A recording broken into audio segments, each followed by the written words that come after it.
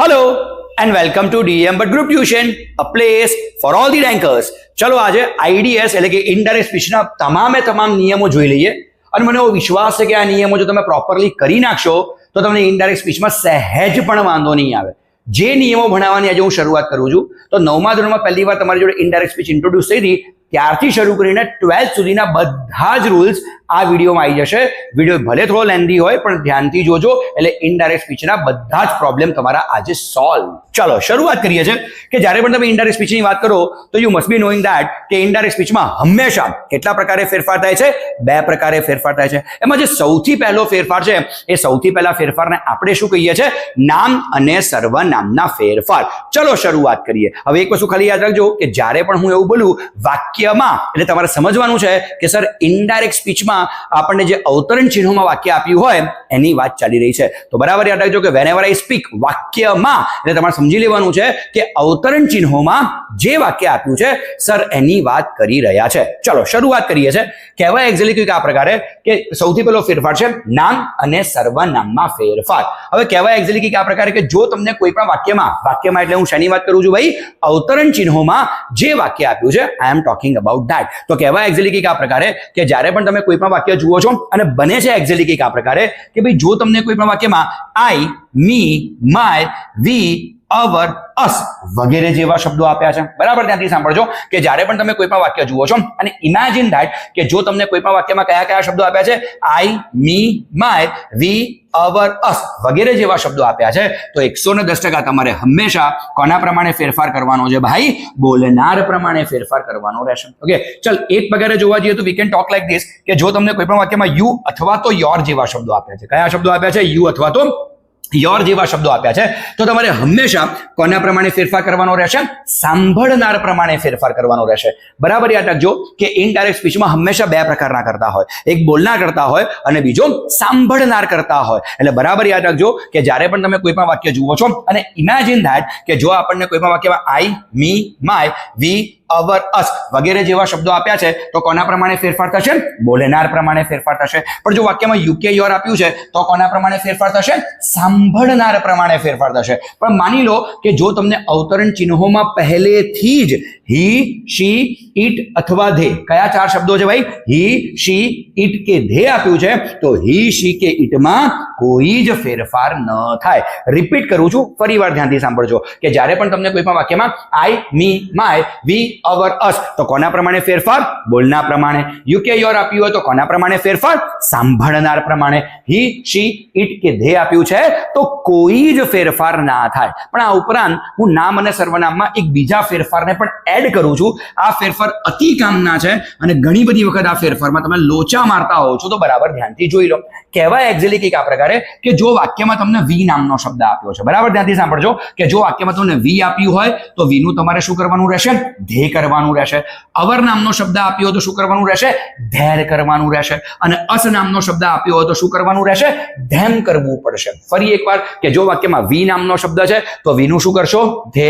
અવર આપ્યું હોય તો ધેર, અસ આપ્યું હોય તો ધેમ। હું હંમેશા બધાને કહું છું કે આ એક આઈએમપી પ્રકારના ફેરફાર છે જે ઘણી બધી જગ્યાએ તમને જોવા મળી જાય। તો ફરી એકવાર નામ અને સર્વનામના ફેરફાર રિપીટ કરી લઈએ એટલે ભૂલથી આપણાથી ગલતી ના થાય। કહેવાય શું? તો કહેવાય એક્ઝેક્ટલી કંઈક આ પ્રકારે કે જો કોઈ પણ વાક્યમાં એટલે શેની વાત ચાલે છે દોસ્ત? અવતરણ ચિહ્નોની વાત ચાલે છે કે જો તમને કોઈ પણ વાક્યમાં આઈ, મી, માય, વી, અવર, અસ વગેરે જેવા શબ્દો આપ્યા છે તો કોના પ્રમાણે ફેરફાર થશે?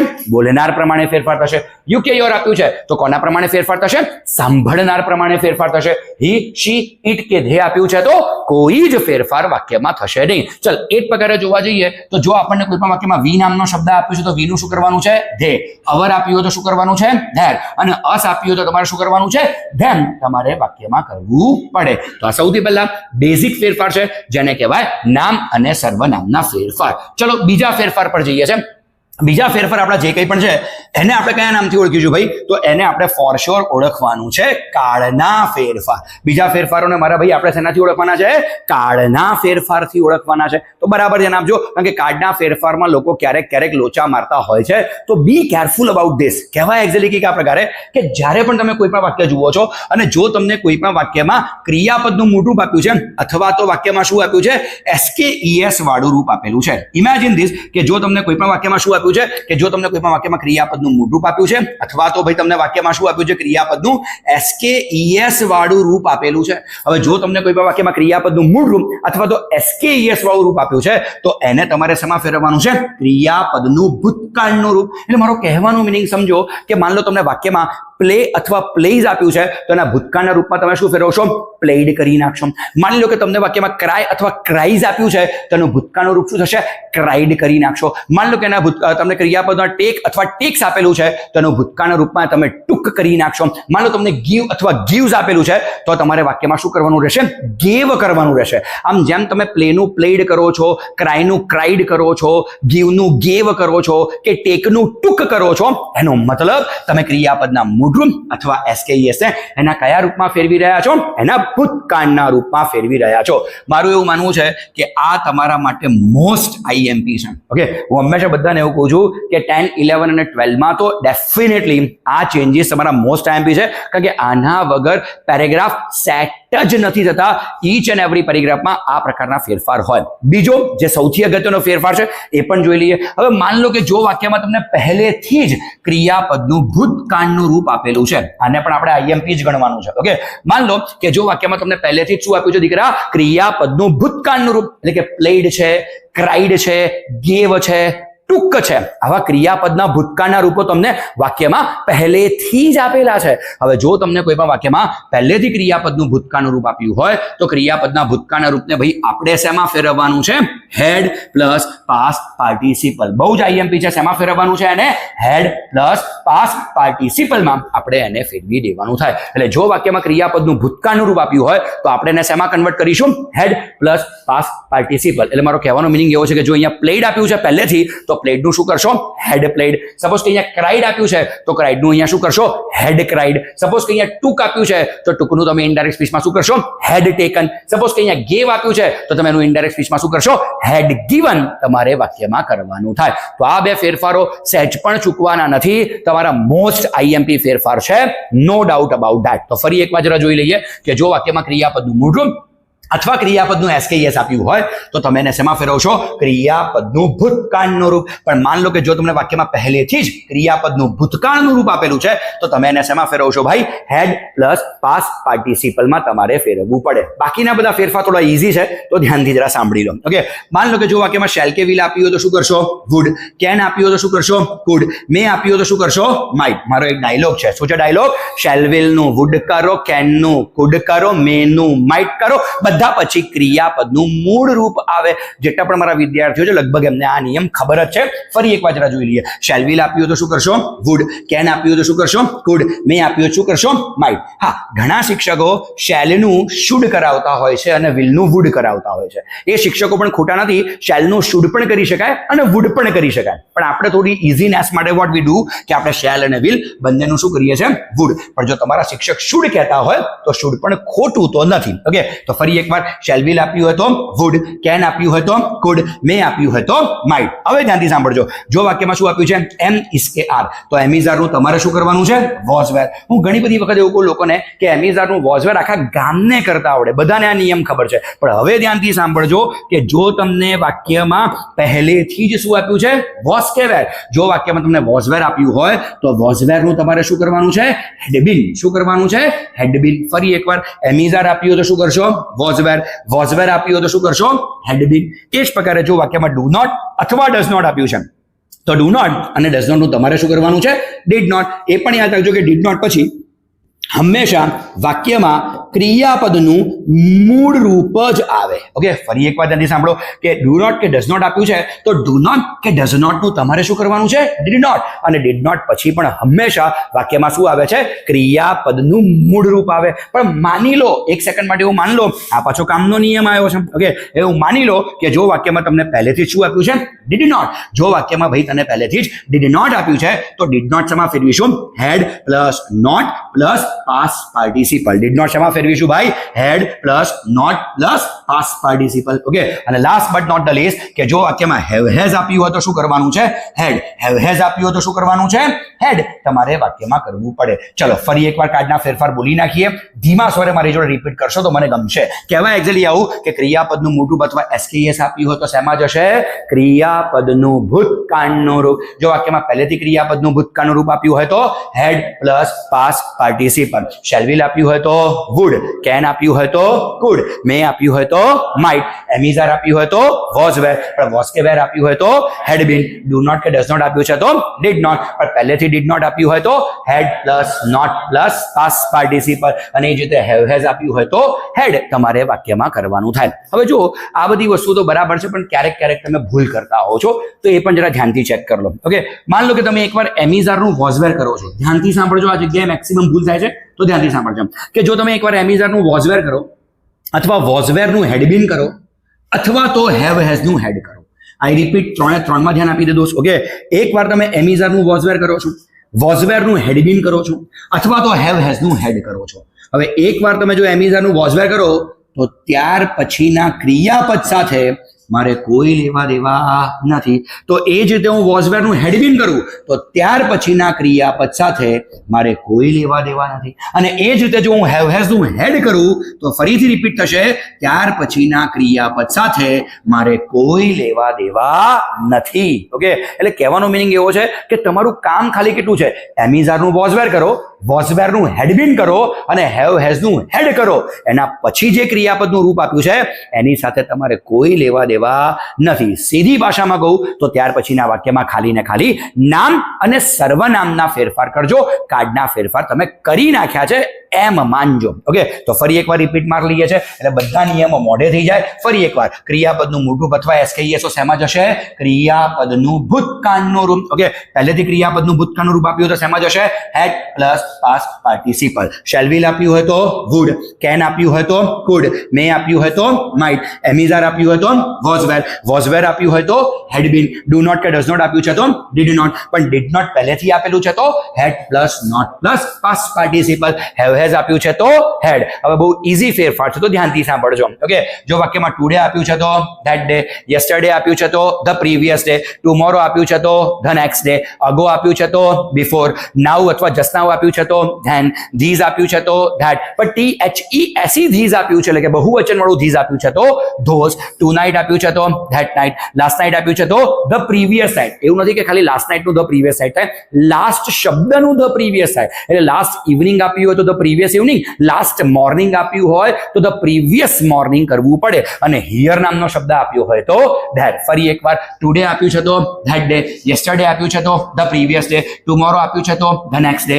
અગો છે તો બિફોર. નાઉ અથવા જસ્ટ નાઉ છે તો ધેન. ધીઝ આપ્યું છે તો ધેટ. THESE ધીઝ આપ્યું છે તો ધોઝ. ટુ નાઇટ આપ્યું છે તો ધેટ નાઇટ. લાસ્ટ નાઇટ આપ્યું છે તો ધ પ્રીવિયસ નાઇટ. અને હિયર આપ્યું છે તો ધેટ. અને અમુક સંજોગોમાં ધ્યાનથી જરા જોજો, દર વખતે નથી થતું, પણ અમુક સંજોગોમાં જો તમને વાક્યમાં કમ નામનો શબ્દ આપ્યો છે તો કમનું તમારે અમુક સંજોગોમાં શું કરવું પડે છે? ગો. બધા સંજોગોમાં નથી થતું, પણ યાદ રાખજો, અમુક સંજોગોમાં તમારે કમનું શું કરવું પડે ભાઈ? ગો કરી નાખવું પડે. તો કમનું શું થઈ શકે છે?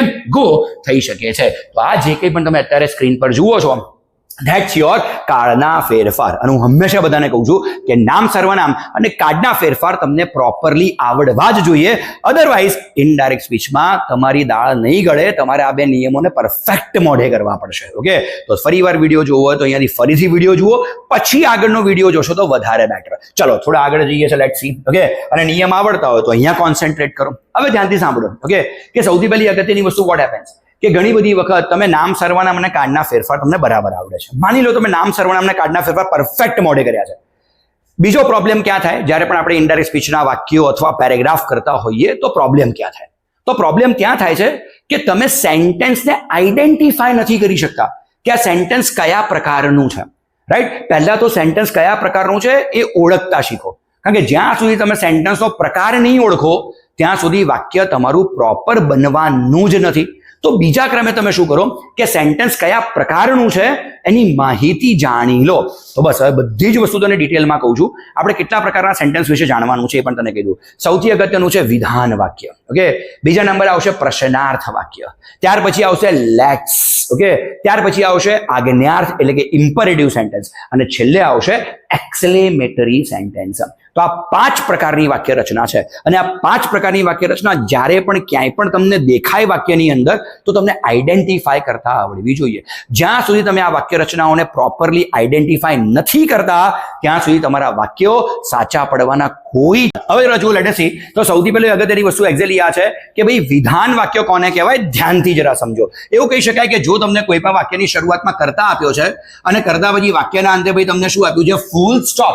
જો વાક્યની શરૂઆતમાં કરતા છે અને કરતા પછી વાક્યના અંતે શું આપ્યું છે, ફૂલ સ્ટોપ આપ્યું છે, તો 110% તમારું આ વાક્ય કેવું વાક્ય છે, વિધાન વાક્ય છે. આઈ રિપીટ માય વર્ડ, વિધાન વાક્યો મેક્સિમમ પૂછાય છે. તો બરાબર ધ્યાન આપજે કે જો વાક્યની શરૂઆતમાં તમને શું આપ્યો છે, કરતા, અને વાક્યના અંતે શું આપ્યું છે, ફૂલ સ્ટોપ, તો આવા વાક્યને કેવું વાક્ય ગણાય છે, વિધાન વાક્યો કહેવાય છે. હવે જો કોઈ પણ વાક્ય વિધાન હોય તો બરાબર ધ્યાનથી સાંભળજે કે જો કોઈ પણ વાક્ય વિધાન છે તો સંયોજક તરીકે શું લેવાનું છે, ધેટ. આઈ રિપીટ, સંયોજક તરીકે શું લેવાનું છે, ધેટ. પણ ક્યારે ધેટ ના બોલતા. કેવી રીતે બોલવું જોઈએ, ધેટ પ્લસ કરતા વાક્યના અંતે ફૂલ સ્ટોપ. કેવી રીતે બોલવું જોઈએ, ધેટ પ્લસ કરતા વાક્યના અંતે ફૂલ સ્ટોપ. તો ફરી એકવાર, કોઈ પણ વાક્ય વિધાન છે, હું પૂછું છું કોઈ પણ વાક્ય વિધાન છે, ખબર કેવી રીતે પડશે વાક્ય વિધાન છે, વાક્યની શરૂઆતમાં શું આપ્યું હશે, કરતા, અને વાક્યના અંતે શું આપ્યું હશે, ફૂલ સ્ટોપ. તો આવા વાક્યને કેવું વાક્ય ગણાશે, વિધાન વાક્ય. અને કોઈ પણ વાક્ય વિધાન છે તો તો સંયોજક તરીકે શું આવશે, ધેટ. પણ એકલું ધેટ બોલવાનું છે ના. કેવી રીતે બોલવાનું છે, ધેટ પ્લસ કરતા વાક્યના અંતે ફૂલ સ્ટોપ. અને જે કોઈ પણ તમારું said to છે એ said to ની જગ્યાએ તમારે વાક્યમાં કયો શબ્દ લેવાનો છે, told. તો said to ની જગ્યાએ મારા ભાઈ તમારે શું લેવાનું છે, told નામનો શબ્દ લઈ લેવાનો છે. તો said to ની જગ્યાએ આવશે told. પણ અહીંયા એક બરાબર કહાનીમાં ટ્વિસ્ટ છે. પેરેગ્રાફ જો કરતા હો તો આ વસ્તુ બરાબર ધ્યાનથી સમજજો. માની લો કે જો બીજું વાક્ય, ધ્યાનથી સાંભળજો, માની લો કે જો બીજું વાક્ય વિધાન હોય, જો બીજું વાક્ય વિધાન હોય તો આપણે વાક્ય જોડવા શેનો ઉપયોગ કરીશું, એન્ડ એડેડ ધેટ. શેનો ઉપયોગ કરીશું, એન્ડ એડેડ ધેટ. ફરી વાર ધ્યાનથી સાંભળો. માની લો કે જો બીજા નંબરનું વાક્ય આપણું વિધાન છે તો એ બીજા નંબરના વિધાન વાક્યને પહેલા નંબરના વાક્ય સાથે જોડવા આપણે શેનો ઉપયોગ કરીશું, એન્ડ એડેડ ધેટ ઉપયોગમાં લઈશું. ઓકે, ફરીથી રિપીટ કરું છું, ધ્યાનથી સાંભળજો. કહેવાય એક્ઝેક્ટલી આ પ્રકારે કે જો કોઈ પણ વાક્ય વિધાન છે, ખબર કેવી રીતે પડે કે વાક્ય વિધાન છે, જો વાક્યની શરૂઆતમાં શું છે, કરતા, અને વાક્યના અંતે શું છે, ફૂલ સ્ટોપ, તો વાક્ય કેવું થયું, વિધાન. હવે જો કોઈ પણ વાક્ય વિધાન હોય તો સંયોજક તરીકે શું આવશે, ધેટ પ્લસ કરતા વાક્યના અંતે ફૂલ સ્ટોપ. ઓકે, અને સેટ ટુ ની જગ્યાએ શું લેવાનું છે ભાઈ, ટોલ્ડ નામનો શબ્દ તમારે લેવાનો થાય. અને માની લો કે જો સેકન્ડ વાક્ય એટલે કે બીજા નંબરનું વાક્ય વિધાન છે તો તમારે વાક્યમાં શું લેવું પડશે, એન્ડ એડેડ ધેટ તમારે 100% વાક્યમાં લેવું તો પડે. ચાલ, એ જ પ્રકારે જોવા જઈએ તો એના પછી જે આવે છે એને કહેવાય પ્રશ્નાર્થ વાક્યો. ઓકે, કોઈ કે સાહેબ મને કેવી રીતે ખબર પડે કે આ વાક્ય પ્રશ્નાર્થ છે. ઓકે, બહુ સહેલું છે. વાક્યના અંતે તમને શું આપ્યું હશે ભાઈ, ક્વેશ્ચન માર્ક. ઓકે, તો વાક્યના અંતે ક્વેશ્ચન માર્ક છે એના પરથી જ તમને આઈડિયા આવી જાય કે વાક્ય આપણું કેવું છે, પ્રશ્નાર્થ છે. ઓકે, હવે ધ્યાનથી સાંભળજો કે માની લો કે જો આપણું કોઈ પણ વાક્ય પ્રશ્નાર્થ છે, બરાબર ધ્યાનથી સાંભળજો. માની લો કે કોઈ પણ વાક્ય કેવું છે, પ્રશ્નાર્થ છે. ઓકે, જ્યારે પણ કોઈ પણ વાક્ય પ્રશ્નાર્થ હોય સૌથી પહેલા તમારે શું જોવાનું છે, તો સૌથી પહેલા તમારે એક જ વસ્તુ ચેક કરવાની છે કે વાક્યની શરૂઆતમાં WHKHW જેવા શબ્દો છે કે નહીં. એટલે કે વાક્યની શરૂઆતમાં vote, where, when, why, how many, how much, how long, how far, how often, how old, okay, વગેરે જેવા શબ્દો છે કે નહીં. ઓકે, બરાબર યાદ રાખજો. જેવું તમને વાક્યના અંતે ક્વેશ્ચન માર્ક દેખાય છે સૌથી પહેલા તમારે એ જ ચેક કરવાનું છે કે વાક્યની શરૂઆતમાં WHKHW જેવા શબ્દો છે કે નહીં. હવે એક સેકન્ડ માટે માન લો કે વાક્યની શરૂઆતમાં તમને એક પણ WHKHW જેવા શબ્દો દેખાતા નથી. ઇમેજિન કે વાક્યની શરૂઆતમાં તમને એક પણ WHKHW જેવા શબ્દો દેખાતા નથી. તો એવા સમયે સંયોજક તરીકે શું લેશો, ઇફ પ્લસ કરતા વાક્યના અંતે ફૂલ સ્ટોપ. ઓકે, એટલે કે પ્રશ્નાર્થ વાક્ય કેવું વાક્ય બનશે? વિધાન, છેલ્લે શું આવશે? Full stop. તો ફરીવાર ધ્યાનથી સાંભળજો. જેવું વાક્ય તમારા હાથમાં આવે, જેવું પ્રશ્નાર્થ વાક્ય તમારા હાથમાં આવે છે, સૌથી પહેલા તમારે શું ચેક કરવાનું છે? વાક્યની શરૂઆતમાં WHKHW જેવા શબ્દો છે કે નહીં. માની લો તમે જુઓ છો ને વાક્યની શરૂઆતમાં એક પણ WHKHW જેવા શબ્દો આપ્યા નથી, તો આવા વાક્યોમાં સંયોજક તરીકે શું વાપરશો? ઇફ. પણ કઈ રીતે બોલાશે? ઇફ પ્લસ કરતા વાક્યના અંતે ફૂલ સ્ટોપ. આવું ક્યારે કરવાનું છે? જ્યારે વાક્યની શરૂઆતમાં આપણને એક પણ WHKHW જેવા શબ્દો આપેલા ના હોય. 100માંથી 85% સેન્ટેન્સીસ એવા જ હોય છે કે જેમાં વાક્યની શરૂઆતમાં WHKHW નથી હોતા, અને નથી હોતા એટલા માટે તો આપણે શું લેવાનું છે? ઇફ પ્લસ કરતા વાક્યના અંતે ફૂલ સ્ટોપ. પણ હવે એક સેકન્ડ માટે માન લો કે 85% એક્ઝામ્પલ 15% એક્ઝામ્પલ આયા કે વાક્યની શરૂઆતમાં ધારો કે તમને આવા WHKHW જેવા શબ્દો આપેલા છે. ઓકે, જસ્ટ ઇમેજિન કે આવા WHKHW જેવા શબ્દો આપ્યા હોય તો શું કરવાનું? જો ભાઈ વાક્યની શરૂઆતમાં આવા WHKHW જેવા શબ્દો આપેલા હોય તો આવા સમયે આવા WHKHW જેવા જ શબ્દો તમારા વાક્યમાંના શું બનશે? સંયોજક. એટલે મારો કહેવાનો મિનિંગ સમજો કે જો વાક્ય વોટથી પ્રશ્નાર્થ બનાવ્યું છે તો વોટ જ તમારું શું કહેવાય? સંયોજક. જો વાક્ય વાયથી પ્રશ્નાર્થ બનાવ્યું હોય તો વાય જ તમારું શું કહેવાય? સંયોજક. જો વાક્ય હાઉથી પ્રશ્નાર્થ બનાવ્યું હોય તો હાઉ જ તમારું શું કહેવાય? સંયોજક. જો વાક્ય હાઉ મેની બનાવ્યું હોય તો હાઉ મેની તમારું શું કહેવાય? સંયોજક. હાઉ મચ હોય તો હાઉ મચ, હાઉ લોંગ હોય તો હાઉ લોંગ, હાઉ ફાર હોય તો હાઉ ફાર, હાઉ ઓલ્ડ હોય તો હાઉ ઓલ્ડ. ઇન શોર્ટ, વાક્ય જે WHKHW થી તમને પ્રશ્નાર્થ બનાવીને આપ્યું છે એ જ WHKHW તમારા વાક્યમાંના શું બનશે? સંયોજક. પણ આપણે આખું બોલવાનું, એટલે કેવી રીતે બોલવાનું છે? WHKHW પ્લસ કરતા વાક્યના અંતે ફૂલ સ્ટોપ તમારે વાક્યમાં કરવું પડે. તો બરાબર યાદ રાખજો કે જ્યારે પણ વાક્યના અંતે ક્વેશ્ચન માર્ક દેખાય છે, પ્રશ્નાર્થ ચિહ્ન દેખાય છે, એટલે સૌથી પહેલા શું ચેક કરશો? સૌથી પહેલા એક જ ચેક કરશો કે વાક્યની શરૂઆતમાં WHKHW જેવા શબ્દો આપ્યા છે કે નહીં. એક સેકન્ડ માટે માન લો કે વાક્યની શરૂઆતમાં આપણને કોઈ WHKHW આપ્યા નથી, તો સંયોજક તરીકે શું આવશે? ઇફ પ્લસ કરતા વાક્યના અંતે ફૂલ સ્ટોપ. પણ માની લો કે વાક્યની શરૂઆતમાં WHKHW જેવા શબ્દો આપ્યા છે, તો આવા સમયે સંયોજક તરીકે શું આવશે? WHKHW પ્લસ કરતા વાક્યના અંતે ફૂલ સ્ટોપ તમારે વાક્યમાં કરવું પડે. ચલ, એ જ પ્રકારે જોવા જઈએ તો વોટ એલ્સ કેન વી સે? ઓકે, પ્રશ્નાર્થ વાક્યમાં બીજી જો મહત્વની વસ્તુ હોય તો આનું સખત ધ્યાન રાખજે.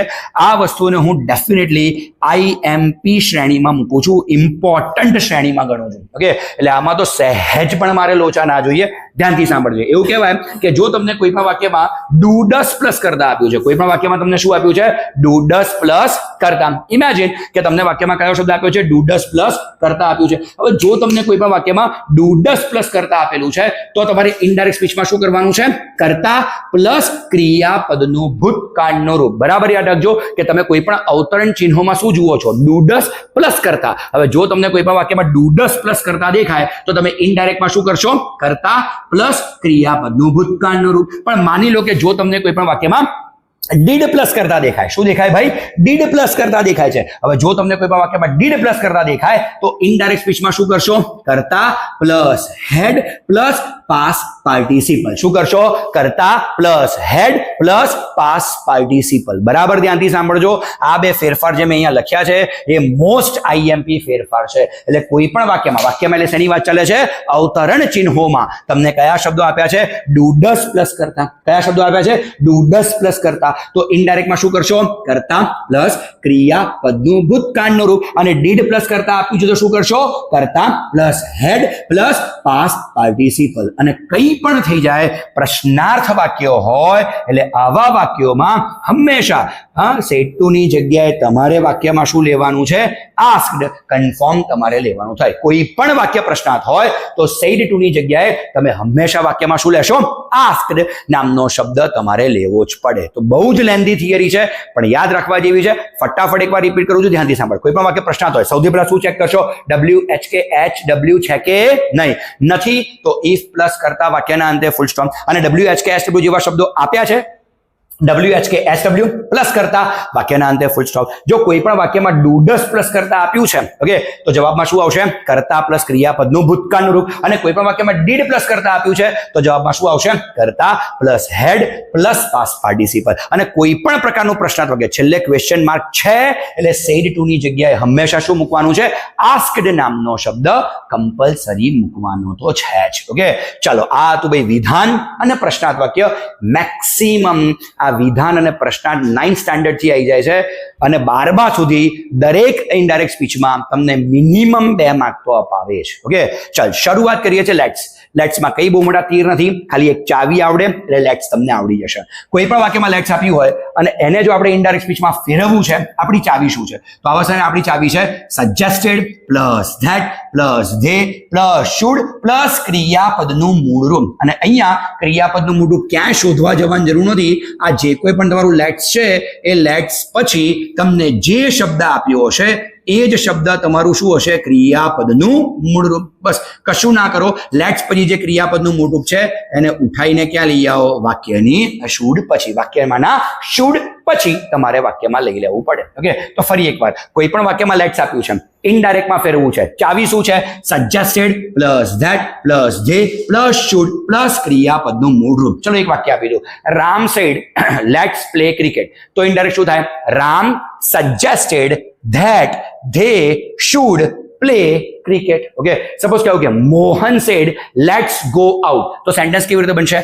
Mohan suggested that they should go out. So simple. હજુ એક વાક્ય. The teacher said let's arrange a picnic. તો વાક્ય શું બને? The teacher suggested that they should arrange a picnic. Okay, તો કોઈ પણ વાક્યમાં લેટ્સ હોય, ફરીથી રિપીટ કરું છું, મોઢે થઈ જવી જોઈએ ચાવી, અને ચાવીથી જ બધા વાક્યો બને છે. ચાવી શું છે? Suggested plus that plus they plus should plus ક્રિયાપદનું મૂળરૂપ. ઓકે, ચલ એના પછી તમારા માટે સૌથી અગત્યના જો કોઈ વાક્યો આવતા હોય, આઈ રિપીટ માય વર્ડ, જો એના પછી તમારા માટે સૌથી અગત્યના કોઈ વાક્ય હોય તો એ છે આજ્ઞાર્થ વાક્યો. આઈ ઓલવેઝ સે કે આજ્ઞાર્થ વાક્યો તમારા માટે મોસ્ટ આઈએમપી છે. કોઈ દિવસ એવું ના બને 10મા 12માં 10 11 12માં, ઓકે, કે આજ્ઞાર્થ વાક્ય વગર તમારું બોર્ડનું પેપર નીકળે. પોસિબલ જ નથી બોસ, પોસિબલ જ નથી. તમારા સ્કૂલના ટીચર હશો તો સ્કૂલના ટીચર બી આજ્ઞાર્થ વાક્ય તો પૂછશે જ, રાઈટ? કેમ આજ્ઞાર્થ વાક્ય આટલા બધા પૂછાય છે? અઘરા છે? ના, બિલકુલ અઘરા નથી. ઓકે, આજ્ઞાર્થ વાક્ય તમે આઈડેન્ટિફાઈ નથી કરી શકતા, that is your real trouble. તો આજ્ઞાર્થ વાક્યને આપણે આઈડેન્ટિફાઈ કેવી રીતે કરી શકીએ? Just have a look. Okay, એવું કહેવાય કે જો કોઈ પણ વાક્યની શરૂઆતમાં, અઘરું નથી આજ્ઞાર્થ વાક્યને આઈડેન્ટિફાઈ કરવું, યાદ રાખશો તો યાદ રહી જ જશે. જો કોઈ પણ વાક્યની શરૂઆતમાં પ્લીઝ નામનો શબ્દ આપ્યો છે, અથવા તો કોઈ પણ વાક્યની શરૂઆતમાં તમને ડોન્ટ નામનો શબ્દ આપ્યો છે, અથવા તો કોઈ પણ વાક્યની શરૂઆતમાં તમને ક્રિયાપદનું મૂળ રૂપ આપ્યું છે. ઓકે, જેમ કે આવા વાક્યો please come here, please go there, આજ્ઞાર્થ વાક્ય છે. Okay, don't make noise, don't waste water, આજ્ઞાર્થ વાક્ય છે. Okay, come here, go there, આજ્ઞાર્થ વાક્ય છે. ઓપન યોર બુક, આજ્ઞાર્થ વાક્ય છે. Get out of the class, આજ્ઞાર્થ વાક્ય છે. Stand up on the bench, આજ્ઞાર્થ વાક્ય છે. કેમ? કારણ કે બધાની શરૂઆત કાં તો પ્લીઝ થી થાય છે, કાં તો ડોન્ટ થી થાય છે, કાં તો ક્રિયાપદના મૂળ રૂપથી થાય છે. તો જ્યારે પણ કોઈ પણ વાક્યની શરૂઆત પ્લીઝ, ડોન્ટ અને ક્રિયાપદના મૂળ રૂપથી થાય તો આવા વાક્યોને આજ્ઞાર્થ વાક્યો કહેવાય. હવે કોઈ પણ વાક્ય આજ્ઞાર્થ હોય તો અંદર લગભગ 4 પ્રકારના ભાવ હોય. આજ્ઞાર્થ વાક્ય દ્વારા કાં તો તમે એડવાઇસ આપી શકો છો, કાં તો ઓર્ડર આપી શકો છો.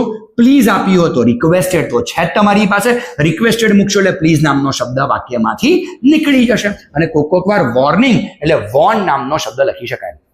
કશું જ ના કરો, વાક્ય વાંચો, નક્કી કરો વાક્યમાં કયા પ્રકારનો ભાવાર્થ છુપાયેલો છે. વાક્યમાં જે ભાવાર્થ હોય એ ભાવાર્થને તમારે ક્યાં મૂકવાનો છે? સેડ ટુ ની જગ્યાએ. એટલે જો વાક્યમાં એડવાઇસ નો ભાવ છે તો સેડ ટુ ની જગ્યાએ એડવાઇસ, ઓર્ડર નો ભાવ છે તો સેડ ટુ ની જગ્યાએ ઓર્ડર્ડ, એનું ભૂતકાળનું રૂપ. હા, પ્લીઝ આપેલું છે શું મૂકશો? રિક્વેસ્ટેડ, રિક્વેસ્ટેડ મૂકશો એટલે પ્લીઝ નામનો શબ્દ નીકળી જશે. અને વોર્નિંગ આપ્યું શું લખશો? વોર્ન. વોર્ન થોડું ઓછું પૂછાય છે, પણ એડવાઇસ, ઓર્ડર અને રિક્વેસ્ટેડ તો મેક્સિમમ આવે છે. ઓકે, નંબર 2, આ વાક્ય કોઈ સંયોજકથી નથી જોડાતું. આ વાક્ય શેનાથી જોડાય છે ભાઈ? ટુ. અને જો વાક્ય ટુ થી જોડતા હોવ તો ભૂલતા નહીં, ટુ પછી હંમેશા વાક્યમાં શું આવે છે? ક્રિયાપદનું મૂળ રૂપ. એટલે જો કોઈ પણ વાક્ય આજ્ઞાર્થ હોય તો સૌથી પહેલું કામ વાક્ય વાંચો, નક્કી કરો વાક્યમાં કયા પ્રકારના ભાવાર્થ છે. વાક્યમાં જે ભાવાર્થ છે ભાઈ એને સેટ 2 ની જગ્યાએ લઈ લો. જો વાક્યમાં એડવાઇઝનો ભાવ હોય તો સેટ 2 ની જગ્યાએ શું આવશે? એડવાઇઝ. ઓર્ડરનો ભાવ હોય તો શું આવશે? ઓર્ડર્ડ. પ્લીઝ આપ્યું છે, રિક્વેસ્ટનો ભાવ છે, શું આવશે? રિક્વેસ્ટેડ. અને વોર્નિંગ અપાતું હોય શું લખશો? વોર્ન. ત્યાર પછી વાક્ય જોડશો શેની મદદથી? ટુ. અને ટુ પછી વાક્યમાં શું આવશે? ક્રિયાપદનું મૂળ રૂપ. હવે જો વાક્ય 2 પ્લસ ક્રિયાપદના મૂળ રૂપથી જોડો છો તમે તો યાદ રાખજો ત્યાર પછીના વાક્યમાં માત્ર અને માત્ર કેવા ફેરફાર થશે? નામ અને સર્વનામના જ ફેરફાર. કાળના કોઈ ફેરફાર તમારે ત્યાર પછી કરવાના નથી. ના, બિલકુલ નહીં. તમે કેવા ફેરફાર કરશો? નામ અને સર્વનામના જ ફેરફાર કરશો. હા, ટુડે નું ધેટ ડે કરવું પડે, યસ્ટરડે નું ધ પ્રીવિયસ ડે કરવું પડે, હિયર નું ધેર કે ધીસ નું ધેટ એ કરવું પડે. ઓકે, પણ કાળના ફેરફાર કરવાના નથી. ટૂંકમાં ક્રિયાપદ સાથે આપણે કોઈ લેવા દેવા રહેશે નહીં જ્યારે આપણે 2 પ્લસ ક્રિયાપદનું મૂળરૂપ વાક્યમાં મૂકી દઈએ છે ત્યારે. ઓકે, અને આમાં એક નાનકડી વસ્તુનું ધ્યાન રાખો કે જો વાક્યની શરૂઆત ડોન્ટ નામના શબ્દથી થઈ હોય, કારણ કે ડોન્ટ એ પણ આજ્ઞા તો છે જ, પણ આ વાક્ય કેવું છે? નકાર. ઓકે, એટલે જો વાક્યની શરૂઆત ડોન્ટ થી થઈ હોય તો માત્ર 2 નહીં આવે, પણ એની જગ્યાએ શું આવશે? નોટ પ્લસ 2 પ્લસ ક્રિયાપદનું મૂળરૂપ. ઓકે, V1 ને જ આપણે શું ગણીએ છીએ ભાઈ? ક્રિયાપદનું મૂળ રૂપ. સો સિમ્પલ ઇઝ ધીસ. ઓકે, તો યાદ રાખજો કે જો વાક્યની શરૂઆત ડોન્ટ થી થઈ હોય તો વાક્ય માત્ર 2 થી નહીં જોડાય. વાક્ય શેનાથી જોડાશે? નોટ પ્લસ 2 પ્લસ ક્રિયાપદનું મૂળરૂપ. ફરી એકવાર રિપીટ કરું છું, ધ્યાનથી જુઓ. આજ્ઞાર્થ વાક્ય કોને આજ્ઞાર્થ કહેવાય? તો જ્યારે પણ કોઈ પણ વાક્યની શરૂઆત પ્લીઝ, ડોન્ટ અથવા ક્રિયાપદના મૂળરૂપથી છે વાક્ય આજ્ઞાર્થ છે. આજ્ઞાર્થ છે એટલે વાક્યમાં કંઈ ને કંઈ ભાવ તો હશે જ. તો એડવાઇઝનો ભાવ છે, સેટ 2 ની જગ્યાએ એડવાઇઝ. ઓર્ડરનો ભાવ છે, સેટ 2 ની જગ્યાએ ઓર્ડર્ડ. પ્લીઝ આપેલું છે, સેટ 2 ની જગ્યાએ રિક્વેસ્ટેડ. કદાચ વોર્નિંગ આપી છે તો વોર્ન મારે લખવું પડશે. વાક્ય જોડી શેની મદદથી? ટુ પછી ક્રિયાપદનું મૂળરૂપ. ત્યાર પછીના વાક્યમાં ખાલી ને ખાલી કેવા ફેરફાર? નામ અને સર્વનામના ફેરફાર. કાર્ડના ફેરફાર કરવાના રહેશે નહીં. પણ ટુડે નું ધેટ ડે, યસ્ટરડે નું ધ પ્રીવિયસ ડે, હિયર નું ધેર, ધીસ નું ધેટ, અગો નું બિફોર, આ જે ફેરફારો છે એ તો થાય જ. ઓકે, અને જો વાક્યની શરૂઆત ડોન્ટ થી હોય તો વાક્ય માત્ર 2 થી નહીં જોડાય, પણ વાક્ય શેનાથી જોડાશે? નોટ પ્લસ 2 પ્લસ ક્રિયાપદના મૂળરૂપથી. ત્યાર પછીના વાક્યમાં ખાલી ને ખાલી નામ અને સર્વનામના ફેરફાર આવે, બીજા કોઈ ફેરફાર આવશે નહીં. તો સૌથી પહેલા શીખ્યા આપણે વિધાન, ત્યાર પછી હતું પ્રશ્નાર્થ, અને ત્યાર પછી હતું લેટ્સ, અને છે છેલ્લે આજ્ઞાર્થ. ઓકે, તો આ ચારમાં હજુ બી ડિફિકલ્ટી હોય તો વિડીયો રિવાઇન્ડ કરીને એકવાર જોઈ લો એટલે પ્રોબ્લેમ સોલ્વ થઈ જશે. થિયરી જોડેલો લખી લો તો એ પણ મજાની વાત છે. ઓકે, ચાલ એ જ પ્રકારે એક્સક્લેમેટરી સેન્ટેન્સ જોઈએ. ઓકે, કોઈ પણ વાક્યમાં મને કોઈ પૂછે કે સર ખબર કેવી રીતે પડે કે આ વાક્ય એક્સક્લેમેટરી છે? બહુ સરળ છે. એક્સક્લેમેટરીના અંતે તમને શું આપ્યું હશે? એક્સક્લેમેશન માર્ક, એટલે કે ઉદ્ગાર ચિહ્ન આપ્યું હશે, જેના પરથી તમને આઈડિયા આવી જશે કે મારું વાક્ય કેવું છે ભાઈ? એક્સક્લેમેટરી છે. ઓકે, હવે ધ્યાનથી સાંભળજો. કોઈ પણ વાક્ય એક્સક્લેમેટરી હોય ને એટલે સેડ 2 ની જગ્યાએ આટલા શબ્દો મુકાય. આ બધા શબ્દો ક્યાં મુકાય છે મારા ભાઈ? સેડ 2 ની જગ્યાએ મુકાય છે. Okay, right. અને અહીંયા હંમેશા કોઈને કોઈ ભાવ હશે. જે રીતે આજ્ઞાર્થમાં એડવાઇઝ, ઓર્ડર, રિક્વેસ્ટેડ અને વોર્નનો ભાવ છે ને, એમ અહીંયા અલગ અલગ પ્રકારના ભાવ હોઈ શકે. પહેલા તમને કહી દઉં છું, બોર્ડના નિયમ અનુસાર ભાવાર્થ મૂકવા કમ્પલસરી નથી. તમે માત્ર એક્સક્લેમ્ડ મૂકશો ને વાક્યમાં સેડ 2 ની જગ્યાએ તો પણ ચાલશે, તો પણ 100% ચાલશે. પણ તમારા સ્કૂલના ટીચર્સ એવું કહેશે કે ભાવાર્થ મૂકો, તો કઈ વાંધો નહીં, આપણે મૂકી દઈએ છીએ ભાવાર્થ. માન લો કે જો વાક્યમાં વખાણનો ભાવ છે તો સેડ 2 ની જગ્યાએ શું મૂકશો? Exclaimed with praise, most IMP.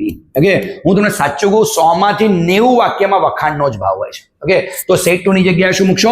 Exclaimed with praise. ક્યારે? જ્યારે વાક્યમાં વખાણનો ભાવ છે. કોની જગ્યાએ મૂકશો? સેડ 2 ની જગ્યાએ. ઓકે, પણ વાક્યમાં આનંદનો ભાવ હોય તો એક્સક્લેમ વિથ જોય, દુઃખનો ભાવ હોય તો એક્સક્લેમ વિથ સોરો.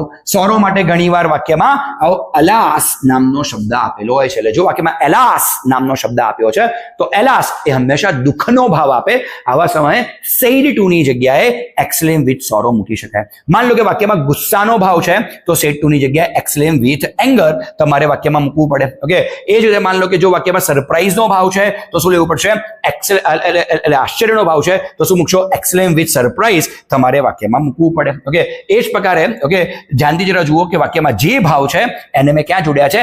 એક્સક્લેમ્ડની સાથે જોડ્યા છે. એટલે જો વાક્યમાં વખાણનો ભાવ છે એક્સક્લેમ વિથ પ્રેઝ, આનંદનો ભાવ છે એક્સક્લેમ વિથ જોય. હોય. ઓકે, દુઃખનો ભાવ છે, મારે વાક્યમાં લેવાનું છે એક્સેલેન્ટ વિથ સોરો. ઓકે, ગુસ્સાનો ભાવ છે, એક્સેલેન્ટ વિથ એંગર લેવાનું છે. ઓકે, આશ્ચર્યનો ભાવ છે, એક્સેલેન્ટ વિથ સરપ્રાઇઝ મારે વાક્યમાં લેવાનું છે. વાક્યમાં ઇન શોર્ટ જે ભાવ છે એને હું સેડ ટુ ની જગ્યાએ મૂકી દેવાનો છું. ઓકે, નંબર 2, આ વાક્યમાં સંયોજક તરીકે, ધ્યાનથી સાંભળજો, આ વાક્ય રચનામાં સંયોજક તરીકે શું આવે છે? ધેટ. આ વાક્ય રચનામાં સંયોજક તરીકે શું આવે છે? ધેટ. સેડ ટુ ની જગ્યાએ આટલું મૂકવાનું, સંયોજક તરીકે શું લેવાનું છે? ધેટ. ઓકે, એટલે શું આવશે? ધેટ પ્લસ કરતા વાક્યના અંતે ફૂલ સ્ટોપ, એટલે કે ઉદ્ગાર વાક્યના અંતે ફૂલ સ્ટોપ આવે છે. That you should not forget. Okay, હવે ધ્યાનથી સાંભળજો હું શું કહું છું. એક્સક્લેમેટરી સેન્ટેન્સ છે I always call double trouble. Exclamatory sentence બી આપણે કયા નામથી ઓળખીએ છીએ? ડબલ ટ્રબલના નામથી ઓળખીએ છીએ. કોઈ કે સાહેબ કેમ ડબલ ટ્રબલ તમે કહો છો? તો બેટા એક્સક્લેમેટરી સેન્ટેન્સમાં હંમેશા 2 ટ્રબલ તમારે સોલ્વ કરવી પડે. પહેલી ટ્રબલ તમારી એક્ઝેક્ટલી આ છે કે સૌથી પહેલા તો એક્સક્લેમેટરી સેન્ટેન્સને તમારે કેવું સેન્ટેન્સ બનાવવું પડે? અસર્ટિવ સેન્ટેન્સ બનાવવું પડે. એટલે પહેલી વસ્તુ એક્સક્લેમેટરીનું અસર્ટિવ આપણને આવડવું જરૂરી છે. જેમ કે વાક્ય આવું હોય, how wonderful the film is, તો અસર્ટિવ શું થાય? The film is very wonderful. Okay, કોઈ વાક્ય આવું હોય, what a dangerous accident it was, તો અસર્ટિવ શું થાય? It was a very dangerous accident. Okay, તો આ પ્રકારની પ્રેક્ટિસ થોડી કરજો, કારણ કે અહીંયા પહેલું સ્ટેપ જ આ છે. ડબલ ટ્રબલમાં પહેલી ટ્રબલ આ છે કે જ્યારે પણ તમે એક્સક્લેમેટરી સેન્ટેન્સને ઇનડાયરેક્ટ સ્પીચમાં ફેરવો છો તો એક્સક્લેમેટરી સેન્ટેન્સને કેવું સેન્ટેન્સ બનાવવું પડે? અસર્ટિવ સેન્ટેન્સ. એટલે કે ઉદ્ગાર વાક્ય કેવું વાક્ય બનાવવું પડે? વિધાન. એટલે પહેલા તો એક્સક્લેમેટરીને અસર્ટિવ બનાવવું પડે, અને અસર્ટિવ વાક્ય તમારે શેમાં ફેરવવું પડશે? ઇનડાયરેક્ટ સ્પીચમાં ફેરવવું પડે. સો સિમ્પલ ઇઝ ધીસ. ઓકે, તો ક્યારેય ના ભૂલતા કે આપણે એક્સક્લેમેટરી સેન્ટેન્સને કેવી વાક્યરચના ગણીએ છે? Double trouble. અહીંયા કેટલી ટ્રબલ સોલ્વ કરવાની છે? 2. પહેલા તો એક્સક્લેમેટરીમાંથી શું બનાવો? અસર્ટિવ. અને અસર્ટિવ વાક્યને શેમાં ફેરવો? ઇનડાયરેક્ટ સ્પીચમાં ફેરવો. કોઈ કે સાહેબ મને એક્સક્લેમેટરીનું અસર્ટિવ નથી ફાવતું, તો પછી બેટા આ વાક્યરચના તને તકલીફ આપી શકે છે. ઓકે, એટલે પહેલા તો એક્સક્લેમેટરીમાંથી અસર્ટિવ શીખો બનાવતા, અને એ જે અસર્ટિવ વાક્ય તમારા હાથમાં આવ્યું છે એને તમારે શેમાં જવા દેવું પડશે? ઇનડાયરેક્ટ સ્પીચમાં ફેરવવું પડે. તો આ છે એક્સક્લેમેટરી સેન્ટેન્સ. સૌથી પહેલા સેડ ટુ ની જગ્યાએ આટલા શબ્દો ભાવાર્થ પ્રમાણે. હા, એક્સક્લેમ્ડ શબ્દ બધે કોમન છે. ઓકે, સંયોજક તરીકે શું આવશે? ધેટ. ઓકે, અને ધેટ પછી તમારે હંમેશા શું સોલ્વ કરવાની છે? Double trouble. ધેટ પછી તમે શું સોલ્વ કરશો? ડબલ ટ્રબલ સોલ્વ કરશો. ઓકે, એટલે કે એક્સક્લેમેટરીમાંથી શું બનાવશો? અસર્ટિવ. અને અસર્ટિવને શેમાં જવા દેશો? ઇનડાયરેક્ટ સ્પીચમાં જવા દેશો. જો આ 5 પ્રકારના વાક્યોમાં તમે આટલું બરાબર ધ્યાનથી સમજી ગયા છો તો ઇનડાયરેક્ટ સ્પીચમાં હવે લગભગ તમને કોઈ તકલીફ ના થાય. નામ સર્વનામના ફેરફાર, કાર્ડના ફેરફાર, અને આટલી થિયરી તમારી પ્રોપર છે, ઇનડાયરેક્ટ સ્પીચ તમારા માટે ક્યારેય સમસ્યા નહીં સર્જે. ઓકે, ચાલ હવે શરૂઆત કરીએ છીએ. ઓકે, અમુક વસ્તુઓ જરા જોઈ લો. ઘણી વાર એવું બને કે અમુક ચોક્કસ પ્રકારના જે શબ્દો હોય ને એ શબ્દોને પણ ઇનડાયરેક્ટ સ્પીચમાં ફેરવવું પડે. ઓકે, અમુક ચોક્કસ પ્રકારના શબ્દો તમે એને શબ્દો ગણો છો, પણ ઇનડાયરેક્ટ સ્પીચ એને સંપૂર્ણ વાક્ય ગણે છે. એટલે તમે આને શબ્દો ગણવાની ભૂલ ના કરતા, આ કોઈ શબ્દ નથી, તમારું સંપૂર્ણ વાક્ય છે એમ માનીને તમારે ચાલવું પડે. ઓકે, હવે માન લો કે જો કોઈ પણ વાક્યમાં એટલે શેની વાત ચાલે છે દોસ્ત? ઇન્વર્ટેડ કોમા અવતરણ ચિહ્નોની વાત ચાલે છે. ઓકે, હવે માન લો કે જો કોઈ પણ વાક્યમાં તમને આને નામ આપી દઈએ, તો આને નામ આપી દઈએ છીએ આપણે કી નંબર 1. ચલો આપણે આને નામ આપી દઈએ છીએ કી નંબર 1. માન લે કે જો કોઈ પણ વાક્યમાં થેન્ક્સ અથવા થેન્ક યુ જેવા શબ્દો આપ્યા છે. કેવા શબ્દો આપ્યા છે? થેન્ક્સ અથવા થેન્ક યુ જેવા શબ્દો આપ્યા છે. જો થેન્ક્સ અને થેન્ક યુ હોય ને એને આપણે ઇનડાયરેક્ટ સ્પીચમાં ફેરવવું છે તો ચાવી શું બનશે? કરતા, થેન્કડ, હિમ અથવા હર. માન લે કે ભાઈ આ વ્યક્તિ કોઈ પુરુષ વ્યક્તિને થેન્ક યુ કહેતો હોય તો હિમ, અને આ વ્યક્તિ કોઈ સ્ત્રી વ્યક્તિને થેન્ક યુ કહેતી હોય તો શું આવશે? અહીંયા હર આપણે વાક્યમાં મૂકવું પડે. સો as simple as that. Okay, એટલે અહીંયા યાદ રાખજો કે થેન્ક્સ અને થેન્ક યુનો આધાર હિમ અને હરનો આધાર કોની ઉપર છે? તો ભાઈ હિમ અને હરનો આધાર એબ્સોલ્યુટલી સાંભળનાર કરતા ઉપર છે. જો સાંભળનાર કોઈ પુરુષ વ્યક્તિ હોય તો શું આવશે? હિમ, અને સાંભળનાર કોઈ સ્ત્રી વ્યક્તિ હોય તો શું આવશે? હર. તમારે વાક્યમાં મૂકવું પડે. ચલો એ જ પ્રકારે ચાવી નંબર 2 પર જઈએ છીએ કે ચાવી નંબર 2 આપણને શું સમજાવે છે? ઓકે, ચાવી નંબર 2 આપણને એબ્સોલ્યુટલી આવું કહે છે કે માન લો કે જો વાક્યમાં સોરી નામનો શબ્દ આપ્યો છે. કયો શબ્દ આપ્યો છે ભાઈ? સોરી નામનો શબ્દ છે. ઓકે, હવે જો સોરી નામનો શબ્દ છે, સોરીને ઇનડાયરેક્ટમાં ફેરવવું છે. કેવી રીતે ફેરવશો?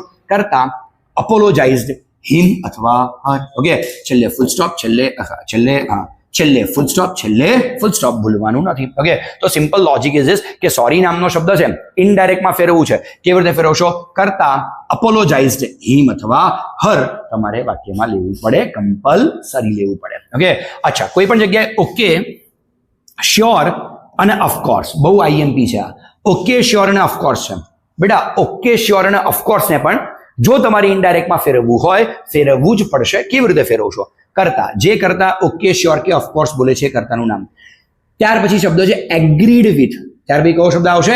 Agreed with. ઓકે, અને ત્યાર પછી શું આવશે? હિમ અથવા હર, છેલ્લે ફૂલ સ્ટોપ. ઓકે, અહીંયા બધી જ જગ્યાએ હિમ અને હરનો આધાર સાંભળનાર કરતા પર છે. જો સાંભળનાર કરતા પુરુષ વ્યક્તિ છે તો હિમ, સાંભળનાર કરતા સ્ત્રી વ્યક્તિ છે તો હર તમારે વાક્યમાં લેવું પડશે. કોઈક વાર યસ અને સર્ટનલી જેવા શબ્દો પણ દેખાય. શું દેખાય? યસ અથવા સર્ટનલી જેવા શબ્દો દેખાય. હવે જો કોઈ પણ જગ્યાએ તમને યસ અથવા સર્ટનલી દેખાય છે તો તમારે વાક્યમાં શું લેવું પડશે? ઓકે, જો તમને કોઈ પણ જગ્યાએ યસ કે સર્ટનલી જેવા શબ્દો દેખાય છે તો તમારે વાક્યમાં લેવું પડશે કરતા પ્લસ લખવાની જરૂર નથી. ઓકે, તો આપણે લખી શકીશું ભાઈ કરતા રિપ્લાઇડ પોઝિટિવલી. તેવા સમયે લખી શકાશે. અહીંયા આવશે કરતા, પછી વાક્યમાં લઈ શકશું રિપ્લાઇડ, અને પછી વાક્યમાં લઈ શકશું પોઝિટિવલી. આવું લખવું ખાસ જરૂરી છે. ક્યારે? જ્યારે વાક્યમાં યસ અથવા સર્ટનલી જેવા શબ્દો આપ્યા હોય તો. હવે જો વાક્યમાં યસ કે સર્ટનલી છે તો ઇનડાયરેક્ટમાં ફેરવવા શું લેશો? કરતા રિપ્લાઇડ પોઝિટિવલી તમારે લેવું પડશે. ચલો, એ જ પ્રકારે જોવા જઈએ તો જો માન લો કે કોઈ પણ વાક્યમાં નો કે નેવર જેવા શબ્દો આપ્યા છે. કયા શબ્દો આપ્યા છે? નો અથવા નેવર. જો કોઈ પણ વાક્યમાં નો કે નેવર આપ્યું હોય તો નો અને નેવર ને પણ ઇનડાયરેક્ટમાં ફેરવવું પડે. તો એવા સમયે ચાવી શું છે? સૌથી પહેલા કરતા, જે કરતા નો કે નેવર બોલતો હોય એ કરતાનું નામ. ત્યાર પછી વાક્યમાં શું લખશો? રિપ્લાઇડ. ઓકે, અને ત્યાર પછી વાક્યમાં શું લખશો? નેગેટિવલી. સિમ્પલ. પોઝિટિવનું સ્થાન કોણ લેશે? નેગેટિવલી. તો યાદ રાખો, યસ અને સર્ટનલી ઇનડાયરેક્ટમાં ફેરવવું હોય તો શું થાય? કરતા રિપ્લાઇડ પોઝિટિવલી. નો અને નેવર ઇનડાયરેક્ટમાં ફેરવવું હોય તો શું થાય? કરતા રિપ્લાઇડ નેગેટિવલી. તમારે વાક્યમાં લઈ તો લેવું પડે. ઓકે, અચ્છા, સહેજ આગળ પણ જતા રહીએ. માન લો કે કોઈ પણ પેરેગ્રાફ તમે જુઓ છો ને ઇમેજિન પેરેગ્રાફમાં શું બન્યું. માન લો કે પહેલું વાક્ય એ નામનો વ્યક્તિ બોલતો હોય તો બીજું વાક્ય બી નામનો વ્યક્તિ, ત્રીજું ફરીથી કોણ બોલતું હશે? એ, અને ચોથું ફરીથી કોણ બોલતું હશે? બી. ઓલમોસ્ટ કંઈક આવું બને. હવે માન લો કે આ એક જ પેરેગ્રાફમાં કોઈ એક જ કરતા એકથી વધારે વાક્યો પ્રશ્નાર્થ બનાવી રહ્યો છે. એટલે ઇમેજિન કે એ નામનો વ્યક્તિ વાક્ય પ્રશ્નાર્થ બનાવે છે તો પહેલી વખત આપણે સેડ ટુ ની જગ્યાએ કયો શબ્દ મૂકવો જોઈએ? આસ્કડ. શું મૂકવો જોઈએ? આસ્કડ. પણ બીજી વખત તમારે વાક્યમાં શું, માન લો કે એનો એ જ કરતા ફરીથી વાક્ય પ્રશ્નાર્થ બનાવતો હોય તો બીજી વખત શું લેવું પડે? ઇન્ક્વાયર્ડ લેવું પડે. પણ ક્યારે? જ્યારે પહેલા એક પ્રશ્ન પૂછે, બી નામનો વ્યક્તિ જવાબ આપે, પછી પાછો એ નામનો વ્યક્તિ ફરીથી પ્રશ્ન પૂછે છે તો પહેલી વખત શું લીધું? આસ્કડ.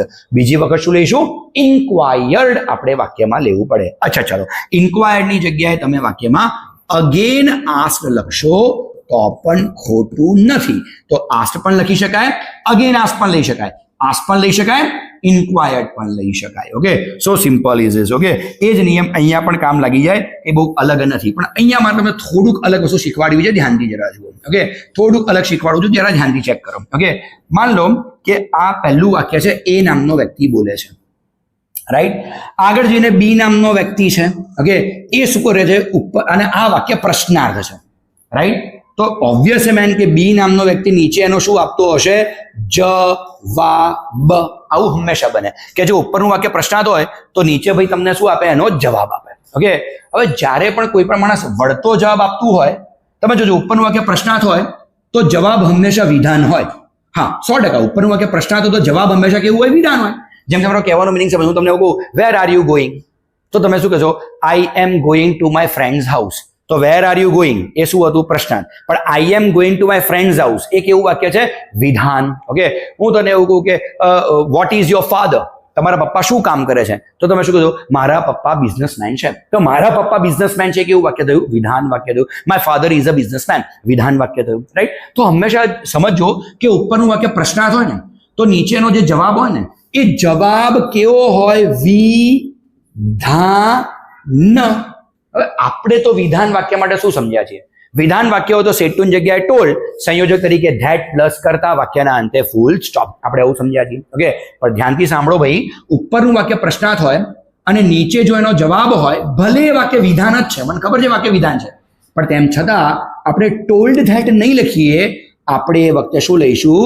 રિપ્લાઇડ ધેટ આપણે વાક્યમાં મૂકવું પડે. તો એવા સમયે આપણે વાક્યમાં શું મૂકશું? Replied that. ઓકે, હા, યસ સર્ટનલી આપ્યું હોય તો કરતા રિપ્લાઇડ પોઝિટિવલી છે, નો નેવર જેવા શબ્દો આપ્યા છે, કરતા રિપ્લાઇડ નેગેટિવલી છે. ઓકે, પણ માન લે કે ઉપરનું વાક્ય પ્રશ્નાર્થ છે, નીચે એનો જવાબ આપ્યો છે, તો આનો જવાબ આપવા માટે આપણે શું લેવું પડશે?